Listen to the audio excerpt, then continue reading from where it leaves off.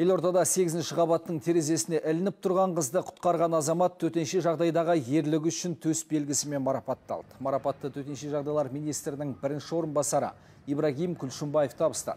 Батыр азамат Сәбит Шонтақбаев ашық тұрған терезе арқылы баланың аяғынан тартып, ішке кіргізіп алған. Құтқару барысынан түсірілген бейне әлеуметтік желіде тарады. Қалалық ішкі істер департаментінің хабарлауынша қыз құлаған кезде ата-анасы үйде болмаған. Төтенше жағдай департаментінің құтқарушылары келген кезде 7 адам және 2 бірлік техникасы осы орынға жіберілген болатын. Келіп жеткенде жаңағы төменгі қабатта тұратын ер адам 8-ші қабаттағы балконның карнизінде ілулі тұрған баланы құтқарғаны анықталды.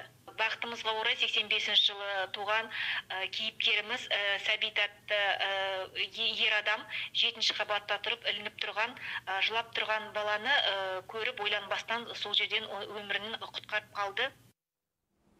Ал бүлдіршінді құтқарып қалған Сәбит Шонтақбаевтың айтуынша терезеде құлағалы тұрған баланы далаға шыққанында көрген.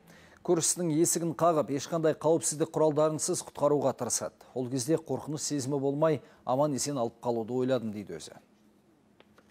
Біз өйткені астыңғы көршінің есігін қағып та тұрып қалдық. Сондай әрекет қылып жүргенде уже уақыт өтіп кетті. Сол бір где-то 15-20 минут сол бала тұрып қалды. Мен ол 8-ші этаждағы о баланың анасында, атасын, әкесінде көрген жоқпын.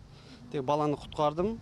Сол 7-ші этаждағы кісіге баланы тапсырдым да, өзім жұмысқа асықсыз едім. Баланы тапсырдым, әріге кетіп қалдым.